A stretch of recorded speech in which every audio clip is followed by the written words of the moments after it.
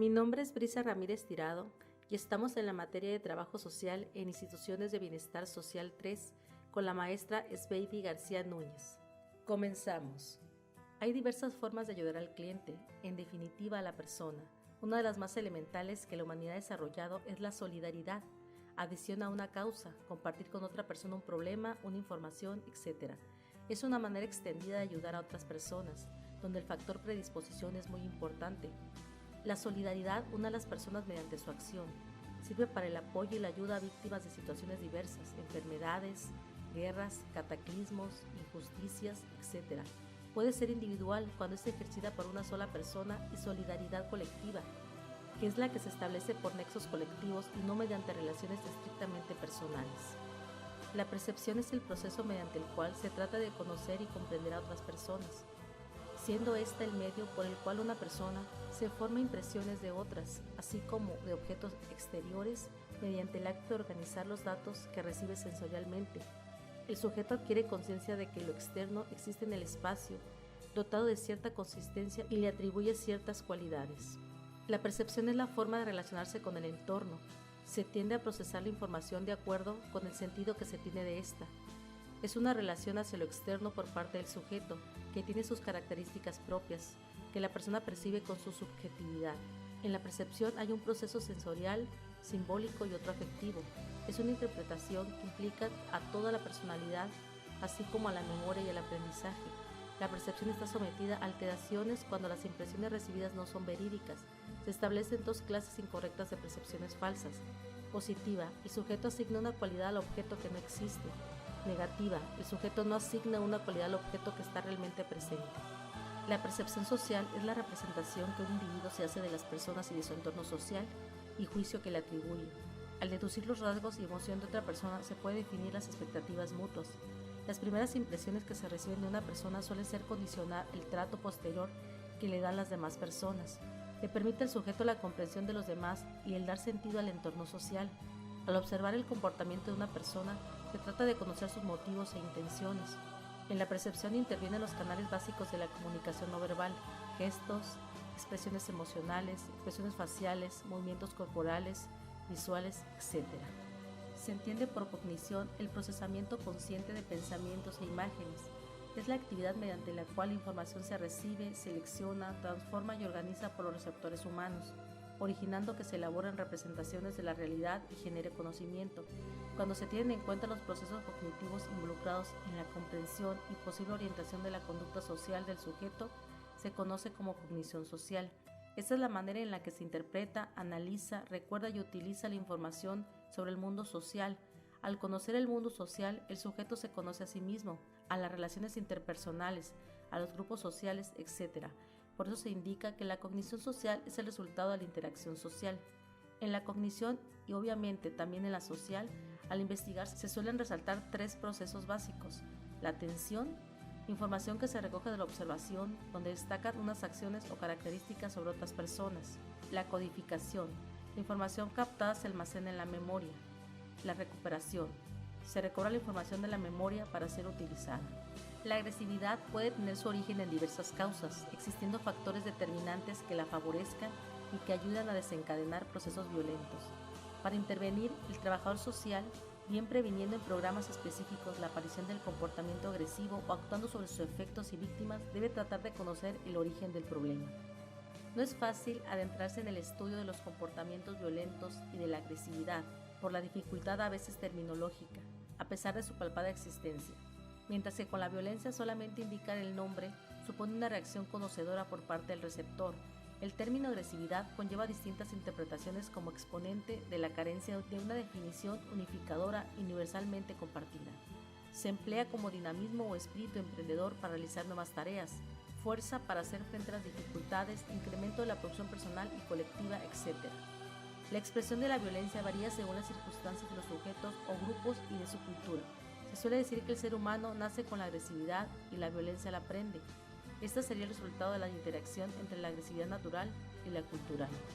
Ciertas condiciones situacionales pueden llegar a inhibir los controles del individuo, que unidos a la pérdida de autoconcepto y a la reducción de la atención, pueden facilitar la liberación de conductas antisociales de carácter violento. Los trastornos son manifestaciones de conducta desviada de la norma y que suelen afectar a la afectividad, áreas del pensamiento, control de los impulsos y de las acciones interpersonales.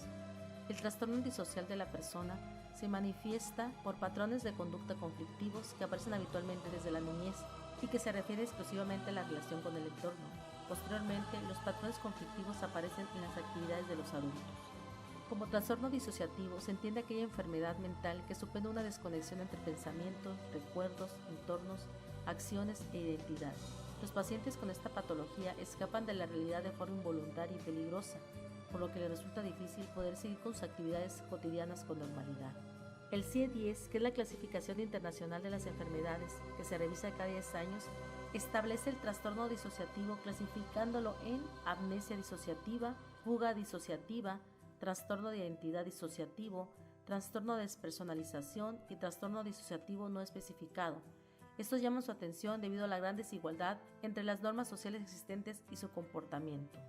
Son agrupaciones multitudinarias de individuos que genéricamente se reúnen para promover o ir en contra de algún cambio en los patrones culturales, sociales, etc., que les son propios. Como grupos se estructuran para coordinar a sus miembros y para defender determinados objetivos. Realizan acciones con cierta continuidad. Los movimientos sociales pueden ser reformistas, cuando pretenden en sus metas cambiar algo o una situación, y revolucionarios, cuando desean cambiar el modelo de la sociedad. Algunos movimientos sociales pueden convertirse en grupos de presión. Su carácter de movimiento social no excluye que pasen del activismo a la violencia, incluso en algunos que teóricamente rechazan la agresividad. Estas pueden ser dirigidas a la persona, a un grupo, comunidad o a las masas como expresión máxima de agrupamiento. Se emplea el término ayuda en su sentido genérico. En tal sentido se requiere contar con los instrumentos necesarios y una metodología que evite una actuación al azar que entorpecería cualquier posible actuación de ayuda. El trabajador social cuenta con un instrumento básico y primordial que es el estudio de caso, relato completo y detallado de un hecho, situación o desarrollo de un problema. El enfoque se puede centrar en lo individual y lo social. El enfoque centrado en el individuo, personalizado, cuando se dirige al estudio de la conducta social y de las funciones sociales, que se basa de forma exclusiva o prioritaria en el análisis de la experiencia y la conducta individual. Sin embargo, en cuestiones psicológicas, tienen un papel importante los factores sociales que rodean al sujeto y, en consecuencia, en los trastornos psicológicos no se pueden aislar estos de su entorno, dado que éste les rodea en su globalidad. El enfoque centrado en lo social trata del estudio de la conducta individual y social, enfatizando las funciones condicionantes del contexto de la estructura social. La intervención individual, la ayuda personal de persona a persona de cara a cara, se realiza con aquellas personas que padecen directamente el problema, proporcionándoles el apoyo, enlace y recursos de ayuda. Se arranca del ser humano como preocupación central partiendo de la diversidad de personas y culturas. La ayuda terapéutica individual se realiza entre el terapeuta o psicoterapeuta, según se trate de trastornos psicológicos o psíquicos, y el paciente, requiriéndose varias condiciones para que alcance su objetivo: voluntad por parte del sujeto, escuela psicológica o metodología correcta para el problema sobre el que se trata de intervenir. La ayuda grupal inicialmente se entiende como tal la realizada por más de una persona de forma organizada o no, con carácter estable o discontinuo, al objeto de conocer el movimiento evolutivo del grupo desde su inicio hasta su terminación. Se requiere comprender y saber utilizar la dinámica de grupo, siendo requisito esencial para el tratamiento de este. El grupo de trabajo tiene una importante tradición en la labor del trabajador social, que consiste en trabajar con grupos primarios para la finalidad del crecimiento psicológico de las personas del grupo, mediante diversas técnicas que pretenden, entre los objetivos, madurez, toma de conciencia de los problemas, organización interna, potenciar la autonomía y la capacidad de decisión de sus miembros, determinar objetivos y forma de evaluarlos. El grupo terapéutico, terapia, igual a tratamiento dirigido a curar o aliviar un trastorno y promover un funcionamiento normal, suele estar formado por un número reducido de personas que necesitan apoyo y asesoramiento y la presencia de algún profesional experto en tratamiento, terapeuta, monitor o líder. La terapia grupal se dirige hacia un conjunto de personas que reciben un tratamiento de apoyo para fortalecer determinadas conductas, ejemplo, padres de hijos con problemas de drogadicción. Se requiere un conocimiento específico sobre el funcionamiento de los grupos y en concreto sobre este tipo de terapia. El grupo de pacientes se reúne bajo el liderazgo del terapeuta, con el fin de trabajar juntos para alcanzar específicamente el tratamiento de los trastornos emocionales de cada paciente. Otras veces se dirige hacia un grupo determinado, como puede ser la terapia familiar, que tiene lugar en el ámbito del grupo familiar para resolver los conflictos y buscar la raíz de los problemas en las relaciones interpersonales de sus miembros. La terapia social es un concepto que se empieza a ligar a la labor del trabajador social y hace referencia al apoyo más amplio a pesar de que incluye el auxilio individual. La terapia social se encuentra en fomentar y apoyar el asociacionismo como participación de grupos con problemas, como por ejemplo los inmigrantes, dado que colaboran en la facilitación social y psicológica de sus miembros, siendo importante por parte de la comunidad receptora conocer sus costumbres, folclore, etc. El psicólogo Jacob Levi Moreno llegó a la conclusión de que el juego podía ser un medio de autocuración y de terapia de grupo. Tras un contacto con el mundo del teatro, fundó un grupo de improvisación que se convertiría en la primera experiencia de psicodrama o teatro terapéutico. Introdujo el término del átomo social para designar el tejido de relaciones de un sujeto con los que le rodean, esquematizado en forma de atracciones y repulsiones recíprocas. Crea el sociograma, que es la representación gráfica del conjunto de átomos sociales de un grupo. Este muestra además, dentro del grupo, el papel que juegan las simpatías y las antipatías. El sujeto más a menudo elegido por sus compañeros, por sus cualidades humanas, representa con frecuencia el papel de líder, aunque este no sea siempre el más competente. Moreno entiende que hay que liberar la sociabilidad de las personas, obstaculizada por numerosos problemas cotidianos como la rutina, las dificultades, etc., y medir sus relaciones con los demás mediante índices apropiados como pueden ser los facilitados por el sociograma. Moreno creó también un medio particular de psicoterapia, el psicodrama, para que los pacientes representaran emocionalmente algunos episodios significativos de sus vidas, en vez de limitarse a hablar de ellos. Estos expresaban libremente sus conflictos mediante pequeñas representaciones u obras de teatro, recurriendo a la colaboración de personas de apoyo, los ciegos auxiliares. Se emplea el efecto catártico para liberarse de las experiencias pasadas.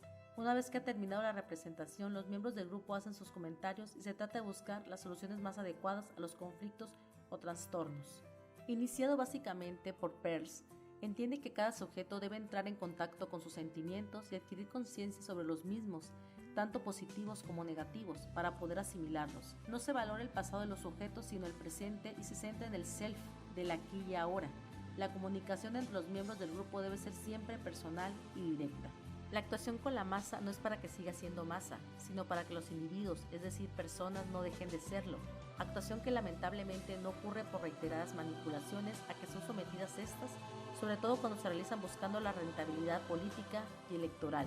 La psicología de las masas trata de estudiar cómo los individuos sucumben ante las presiones externas de las masas y encontrar formas de preservar su capacidad de elección frente a estas, sobre todo cuando conducen a comportamientos violentos. Las personas, por su carácter de seres sociales, se hallan influenciadas por el contexto donde viven y cuyos límites hoy ya son indefinidos, dada la dimensión y la universalidad alcanzada por los medios audiovisuales. Los grupos de autoayuda están formados por personas voluntarias que no son profesionales y han pasado por experiencias similares a los sujetos que auxilian, con lo que se fomenta el proceso de comparación psicológica.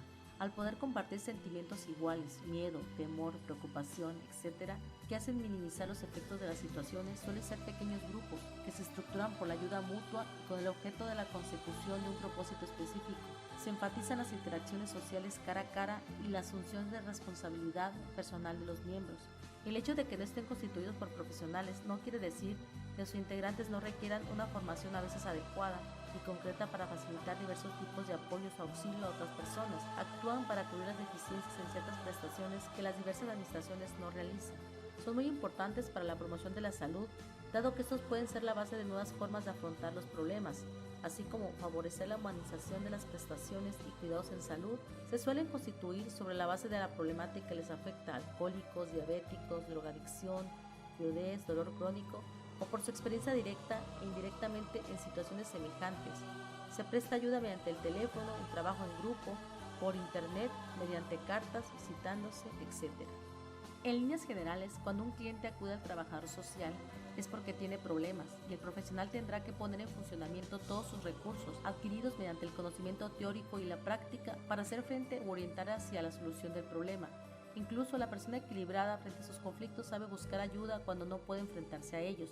Sin adentrarnos en el amplio laberinto de definiciones sobre qué es el trabajador social, vamos a resaltar algunas que incluyen como motivo subjetivo el papel de profesión de ayuda.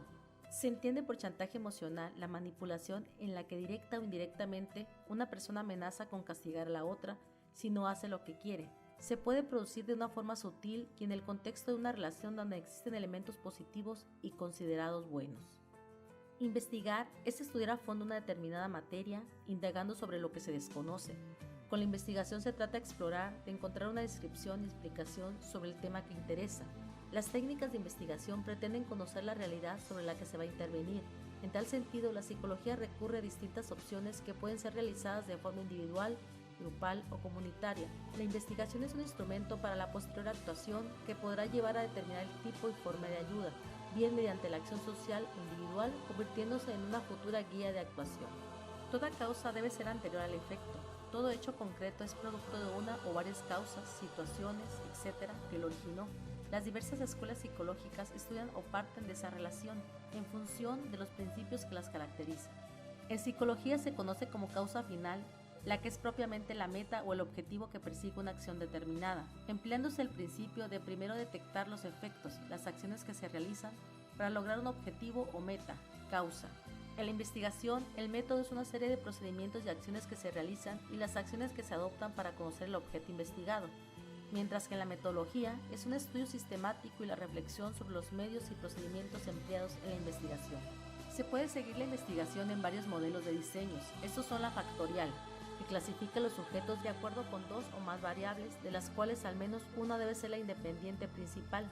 A su vez, esta puede seguir dos caminos. El primero es el pre-test, post-test, que son las mediciones de la variable dependiente que se realizan antes y después del tratamiento. El segundo es el post-test solamente, o post-test only the thing, que son las mediciones de la variable dependiente que se realizan después de aplicado el tratamiento. En lo que se refiere a la naturaleza de la investigación, esta puede ser básica, fundamental o pura, que es parte de una orientación teórica y pretende la adquisición de nuevos conocimientos sobre la materia que se investiga. También puede ser aplicada, que está orientada a la solución de problemas prácticos. El lugar donde se realiza la investigación influye sobre su validez. Si es en laboratorio, se puede ejercer un alto control sobre esta. Si es en campo, se lleva a cabo en el ámbito real, donde los acontecimientos ocurren o pueden originarse. Junto con todo esto, en función del objetivo que se pretende, la investigación puede ser descriptiva, histórica, de contenido, experimental, cuasi experimental y correlacional. La intervención es la acción de intervenir, es tomar parte en algo, mediar, interceder. Indica la actuación del profesional con relación a unos objetivos determinados. Previamente al paso de la intervención se requiere conocer la realidad individual y social del sujeto, es decir, su situación. Hablamos de una serie de factores que permitan saber el cómo y el para qué se va a intervenir. Esto lleva a que hay que investigar y manejar un instrumental que permite evaluar y documentar sobre la materia que se quiere actuar. De esta manera, el trabajador social escucha el problema del cliente y va apreciando diversos aspectos que están requiriendo algún tipo de intervención.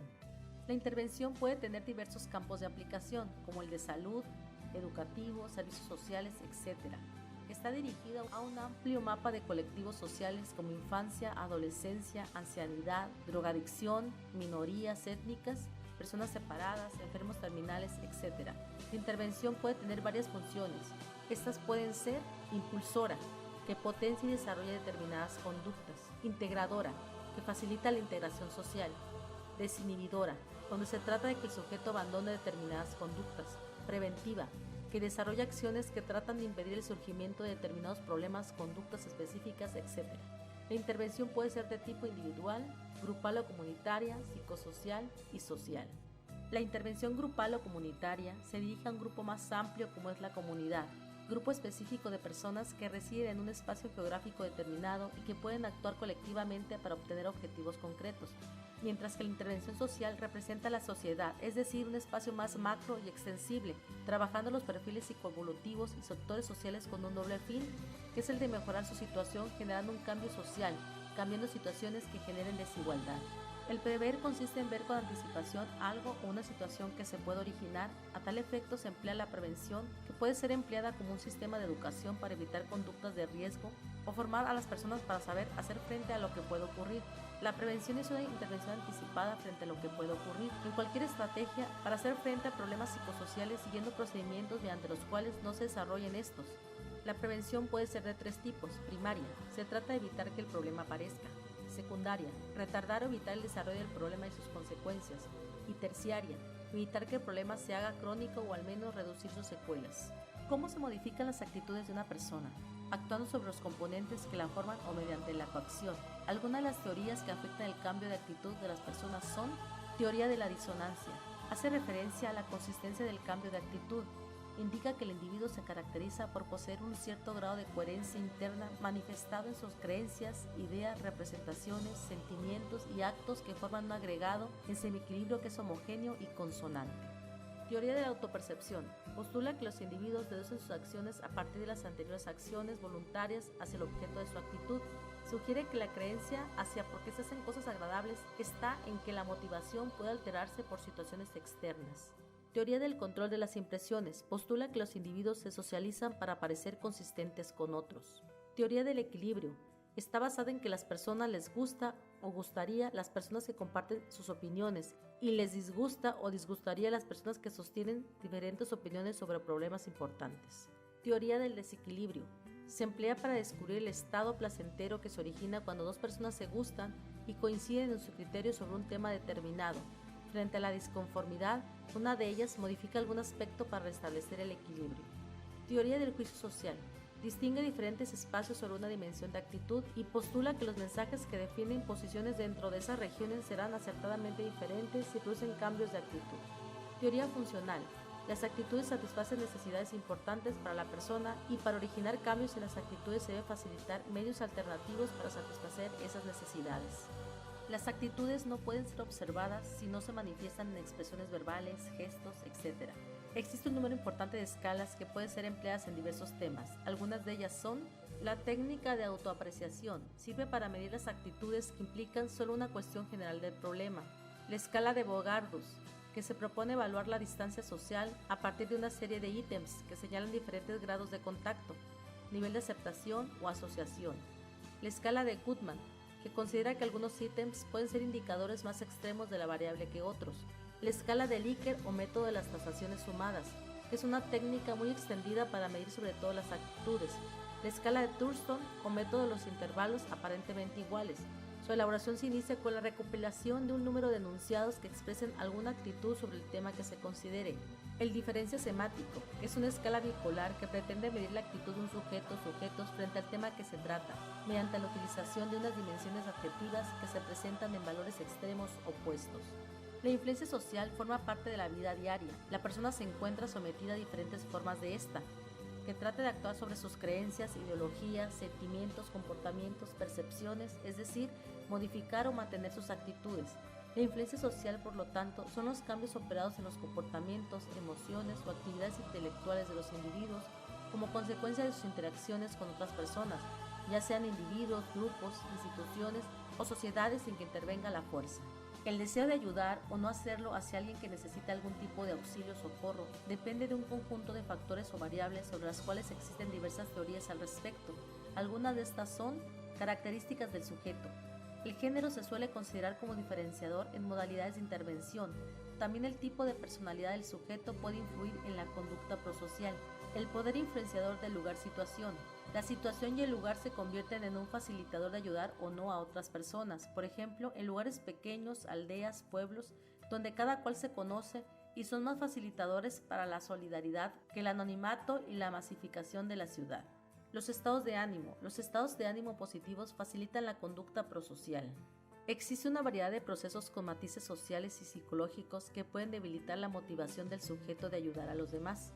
La existencia de determinados factores pueden hacer de inhibidores en la tarea de auxiliar.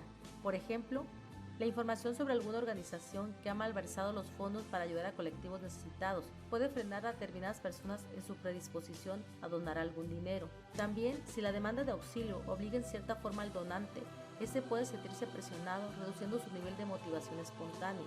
Cuando las normativas legales no cubren la seguridad del sujeto ayudador, este puede reducir su nivel de motivación ante la labor de auxiliar. No es lo mismo ayudar facilitando buenas noticias que acompañen en la acción a realizar, que en caso contrario, donde la motivación del sujeto proveedor se puede sentir vulnerada. Definimos una estrategia de intervención como el conjunto coherente de recursos utilizados por un equipo profesional, disciplinario o multidisciplinario, con el propósito de desplegar tareas en un determinado espacio social y sociocultural con el propósito de producir determinados cambios. Para esto se llevarán a cabo distintas estrategias como: número 1, identificación del contexto o entorno del problema. Número 2, análisis e identificación del problema. Estas son las causas, factores y consecuencias. Número 3, objetivos generales y operacionales. Estos son los de la estrategia de intervención. Número 4, público objetivo y efectos multiplicadores de la intervención. Número 5, medios, técnicas y recursos. Estos son los recursos humanos, financieros, materiales y tecnológicos que se utilizarán en la intervención. Número 6, identificación de metas e indicadores de logro observables. Y número 7, criterios de la evaluación e indicadores de logro. Por mi parte, sería todo.